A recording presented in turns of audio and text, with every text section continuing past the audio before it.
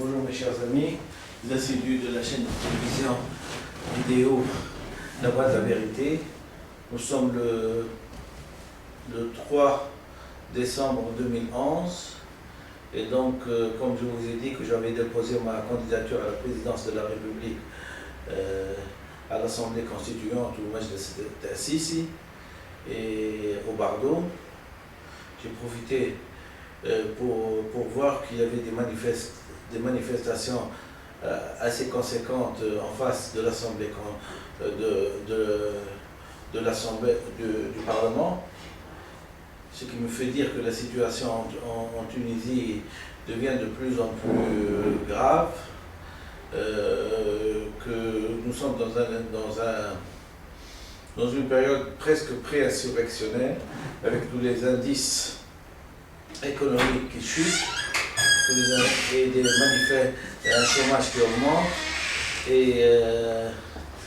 chômage qui augmente, et des gens qui sont à fleur de peau, qui veulent en découdre de cette révolution et se stabiliser et gagner leur pain à la sueur de leur front. Malheureusement, les hésitations, les promesses non tenues, les différents égos font que la situation est vraiment bloquée. Alors nous avons un Parlement qui d'abord, premier mensonge, a été élu pour écrire une constitution, et qui s'est accaparé le droit par un abus, par premier réflexe de l'arbitraire politique, il a décidé de nommer le président et donc de s'accaparer tous les pouvoirs. La preuve en est, c'est que la première constitution sur laquelle ils sont d'accord, relève des trois partis majoritaires en place et en élus. Et c'est malheureux à dire, mais le problème de la responsabilité, je pense, qu'il est un problème de maturité psychologique et maturité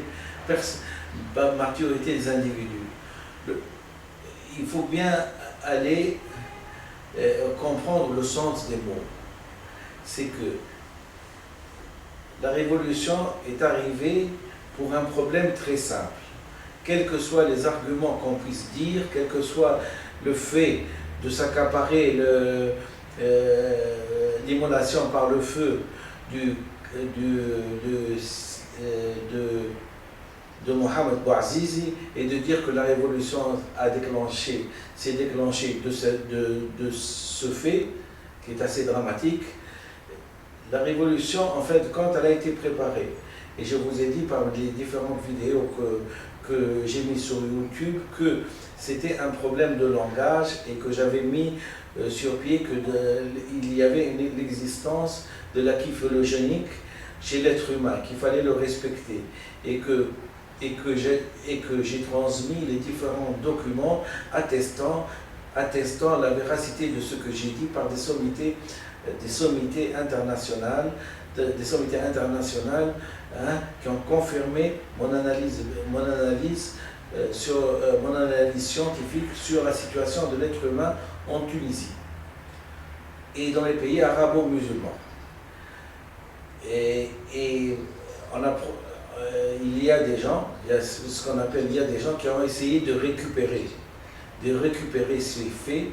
D'abord, le premier, c'est le Premier ministre Ranouchi, en recevant ma lettre du 17 janvier 2011, a essayé de camoufler cette vérité, et il est resté un mois, et après il n'a pas informé le peuple que c'était un problème de langage. C'est ensuite, après M. Qaïd Essebsi, qui aussi pendant 9 mois ou 10 mois a fait languir tout un peuple pour ne pas avoir la vérité pour une fois dans sa vie, de dire ce qu'il en est. C'est-à-dire de dire que nous allons, la Tunisie en premier et les Arabes ensuite, vont s'initier à une langue vivante reconnue par l'inconscient. Personne n'a dit ça, et donc nous sommes restés en train de... Mais nous sommes restés en train d'attendre. Le peuple entier est resté en train d'attendre. Pour ne pas divulguer ça, et en grand stratège, en grand stratège des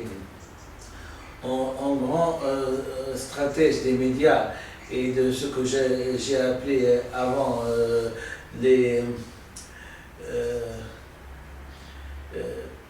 en grand stratège des médias et de l'arbitraire politique et comment dirais-je, de la fausse publicité et du faux, hein, et il a décidé de changer la Constitution. C'est vrai que c'était très important de changer la Constitution à partir du moment où il y a un Tunisien qui met en doute hein, le premier article de la Constitution. Donc jusqu'à là, c'est assez rationnel. On va changer de Constitution. Mais le problème, c'est que quand on dit on va changer de Constitution et on va mobiliser, on va dépenser un argent fou hein, pour faire des votes et tout, la première chose, c'est de dire on va changer de Constitution pour proposer une nouvelle révision hein, de ce que nous sommes en train d'enseigner en Tunisie. Malheureusement, on a camouflé ça, on l'a refoulé, et donc on est resté sur notre faim.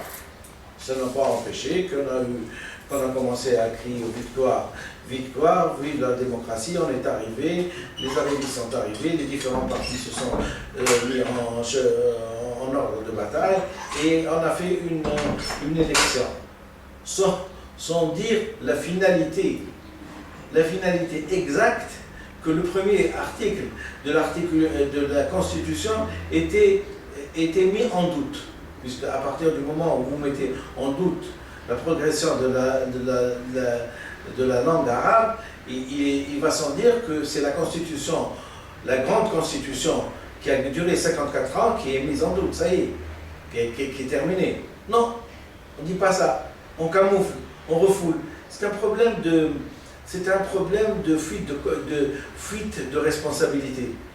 Fuite de responsabilité dans le sens où on ne peut pas s'avouer vaincu après avoir dit oui et hoché la tête pendant 54 ans à des dirigeants qui sont ni foi ni loi, hein, et d'avoir en même temps, comment dirais-je, trait la vache hein, avec eux, c'est-à-dire qu'avoir été complice en étant soit les copains, soit les copains, soit les coquins, soit ceux qui volent, soit ceux qui surveillent. Non, on est arrivé à un stade de vérité où la vérité devait être dite, divulguée, et que le monsieur qui a mis en noir sur blanc que c'était un problème de langue, qu'il a mis les instances onusiennes au courant, qu'il a mis les États-Unis au courant, qu'il a mis la France au courant. Non, on ne lui reconnaît pas ce droit de rendre service à son peuple. On ne lui reconnaît pas ce droit d'être un patriote mieux qu'eux. Parce que je suis patriote mieux qu'eux du fait même que je suis un scientifique et que j'ai essayé de chercher, de comprendre ce qu'il en est dans cette civilisation. Non, on ne lui reconnaît pas ça. Mais on s'accapare quand même le résultat et on peut mobiliser un peuple de 10 millions de trucs sans lui dire que c'est le premier article de la Constitution qui a été mis à bas. Il est mis à bas, qui a été, comment dirais-je, qui est tombé. Dans ce cas-là, on a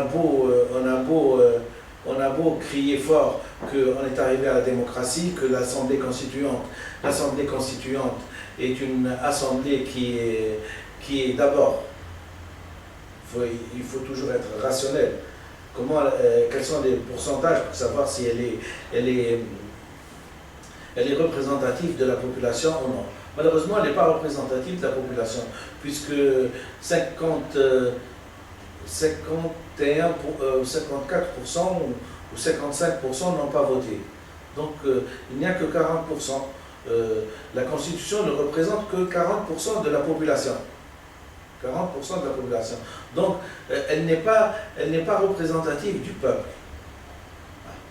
Mais quand elle n'est pas représentative du peuple, ça n'a pas empêché que le premier acte de cette constitution, de cette assemblée constituante, le premier acte est un mensonge sur pourquoi on a fait les élections. Puisque la première chose qu'ils ont faite, c'est d'abord de dire qu'on va élire un président et que nous, on va s'accaparer tous les pouvoirs. Voilà le premier acte d'arbitraire politique qu'ont enregistré l'opposition qui a milité toujours contre l'arbitraire politique. Il aurait fallu que cette assemblée constituante s'arrête au devoir et au travail qu'on lui a demandé de faire, écrire la Constitution. La première chose aurait été, pour éviter tout ce tralala, c'est de dire, d'accord, nous avons un problème de langage. Donc c'est la première chose à faire. D'abord la franchise. Deuxièmement, nous avons une personne, on dit un technocrate, qui seul a dit que la langue n'était pas reconnue par l'inconscient. On va l'appeler, on va le convoquer, et on va lui dire qu'est-ce qu'il en est. Qu'est-ce qu'il en est. Et on va lui demander, bien sûr, un écrit en noir sur blanc. Noir sur blanc, qu'est-ce qu'il en est? Est-ce que vous êtes sûr? Est-ce qu'on peut convoquer des psychanalystes pour savoir, puisque nous, chacun de nous a une spécialité quelque part, nous voulons enseigner quelque chose de vrai à nos enfants. Non, tout ça n'a pas été dit. L'euphorie de la victoire, l'euphorie du siège, l'euphorie probablement de la mensualité, l'euphorie du prestige, l'euphorie de la télévision, l'euphorie des médias, a tout fait balayer toutes les convictions scientifiques pour lesquelles la révolution a été faite, a été balayée. Et même le nom que j'ai proposé n'a jamais été évoqué. ثورة الشعب التونسي للاحترام للمعطى والمكتسب. ثورة الشعب التونسي للاحترام المعطى والمكتسب. La révolution de l'inné et de l'acquis. Personne n'a dit. C'était une blessure dans leur narcissisme. C'est-à-dire que dans leur orgueil démesuré, ces messieurs se sont crus assez matures et assez développés pour pouvoir prétendre à gouverner sans connaître la base scientifique la base scientifique du pouvoir. La base scientifique du pouvoir. Non, messieurs. Et c'est pour ça que, étant donné qu'ils ne connaissent pas les buts et la tâche qu'ils doivent faire dans la Constitution, ils sont là en train de faire perdre du temps à des gens, des heures et des heures, à pinailler sur des virgules, à pinailler sur un article, à pinailler sur quelque chose, alors que le fondement, la base de la Constitution, la langue, a été battue. On a démontré qu'elle n'était pas reconnue par l'inconscient et qu'il fallait apprendre une autre langue. Non, on essaie de contourner. Voilà, nous avons un problème vestimentaire. L'université, elle est branle-bas. Il y a des gens qui veulent mettre le niqab, des gens qui mettent le niqab, d'autres qui se mettent à prier. C'est un Nahda qui a pris le pouvoir et c'est donc un Nahda avec sa sensibilité religieuse qui diffuse un petit peu la nouvelle politique du pays. C'est-à-dire que l'arbitraire politique, le mensonge et le défaut de franchise de ce monsieur Qaïd Sebsi et de ce monsieur Ranouchi nous ont mis sur les rails, ils ont conduit un train sans chauffeur. Et ce qui fait que la révolution, elle va contre le mur. Elle va contre le mur. C'est-à-dire que nous risquons du jour au lendemain d'avoir un régime militaire. Hein, et je me demande d'ailleurs si ça ne serait pas mieux qu'il y ait un régime militaire pendant une certaine période. Parce que manifestement, quand on voit les gens parler, quand on voit les trucs, on voit très bien qu'il y a un manque de maturité et que vraiment la liberté, il faut la mériter. Et justement, il y a beaucoup de gens qui jusqu'à maintenant ne la méritent pas. À partir du moment où on est arrivé enfin à faire tomber un dictateur, nous ne sommes pas capables de parler les uns les autres, hein, nous ne sommes pas capables d'avoir de la transparence et nous ne sommes pas capables d'avoir une communication saine et scientifique et franche entre nous. Posons le problème, méritons-nous la révolution? Méritons-nous ce changement?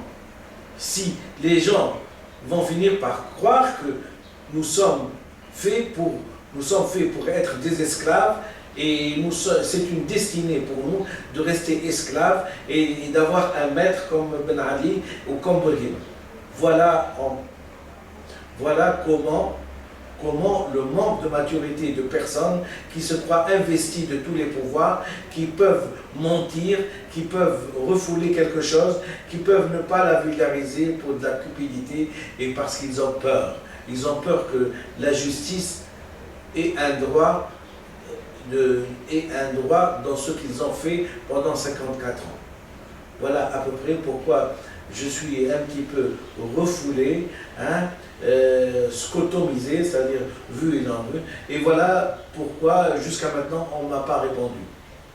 Tant que la franchise entre et la transparence et la communication entre les êtres, hein, ne peut pas être assurée en sécurité tant qu'on sera des sous-développés. Voilà un petit peu ce que j'ai voulu dire et que chacun, le temps c'est de l'argent, il y a des gens qui crèvent de faim, il y a des gens qui sont sans travail, il y a des gens qui font des braquages, hein, c'est vraiment l'anarchie. L'anarchie. Malheureusement, c'est l'anarchie et l'Assemblée constituante est en train de jouer à une phrase qui est très bien, que je crois que c'est Roger qui l'a dit, l'état de non-droit est un droit en soi. Quand l'anarchie règne, on peut parler du droit de l'anarchie. Donc nous sommes bien dans ce chapitre-là, c'est le droit de l'anarchie. C'est une constitution. D'abord, ce sont des élections qui ne reflètent pas les désirs de la population, donc qui n'ont pas une légitimité populaire, puisqu'ils sont à 40%, et que je sache, il faut au moins 51% des gens qui ont voté pour dire nous sommes représentatifs, au moins dans représentatif, je ne sais pas comment ils disent d'ailleurs, 50 plus 1%, on est représentatif. Ça, je ne sais, c'est une notion de droit que j'ai vue. On n'a même pas les 2 tiers. Même pas les 2 tiers, on ne peut pas écrire une constitution. Une constitution, ça s'écrit, et c'est même au suffrage universel. Et encore faut-il qu'ils sachent que le temps c'est de l'argent et que les gens, ça urge. Comme on dit, quand ça urge, il faut opérer. Quand ça urge, il faut couper. On n'est pas à contempler, à essayer de chercher un petit signe, hein, sur un cliché radiologique. Ça urge. Les gens ne l'ont pas compris encore. Et le principal, puisqu'il est le principal et qu'il a été élu sous des applaudissements et des trucs, le principal n'a pas l'air de mesurer très bien l'urgence de la situation. On parlemente, hein, on parle, hein, et le courage de demander à quelqu'un, hein, qui sait, il n'a pas eu. Hein. Ça me fait dire une petite citation de, je pense, Victor Hugo ou d'un auteur de la Renaissance, je pense.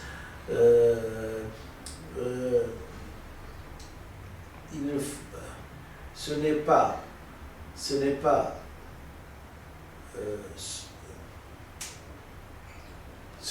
l'amour ce n'est pas l'amour qu'il fallait peindre aveugle, mais c'est bien l'amour propre. C'est-à-dire, l'amour certes est aveugle quand on a une personne qui s'amourache d'une autre personne, elle lui pardonne tout. Donc on dit que l'amour est aveugle. Mais ce qui est vraiment aveugle, c'est l'amour propre. Et l'amour propre fait que quand on ne veut pas s'avouer vaincu, quand on ne veut pas dire « je ne sais pas, mais s'il te plaît, toi tu sais, est-ce que tu pourrais me le dire ?» Non, on ne te le dit pas. Et c'est toute une population de centaines de millions de gens qui sont à la dérive parce que d'abord, l'amour propre de Bourguiba a fait qu'il n'a même pas demandé sur le sens de l'écriture, hein, qu'il n'a même pas demandé qu'est-ce qu'il doit apprendre à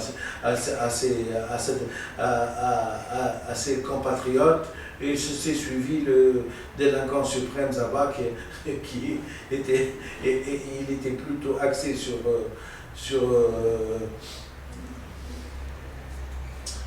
la pureté de la blanche que sur la pureté de la langue qu'il apprenait à ses enfants. Voilà un petit peu ce que j'avais à dire. Et je vous remercie infiniment et je garde toujours espoir pour que les gens viennent à table et viennent discuter de façon rationnelle. Et qu'on ne soit pas en train de revivre l'époque il y a une dizaine de siècles, ou une quinzaine une douzaine, 14 siècles, je pense. L'époque des califats. Allez, bonne journée à vous et que Dieu nous aide à réaliser nos véritables buts de la révolution pour que la Tunisie enfin finisse par voir des jours meilleurs. Il faut toujours dépasser son amour propre, il faut être patriotique. Patriotique, c'est d'abord de penser à l'avenir des enfants. Au revoir.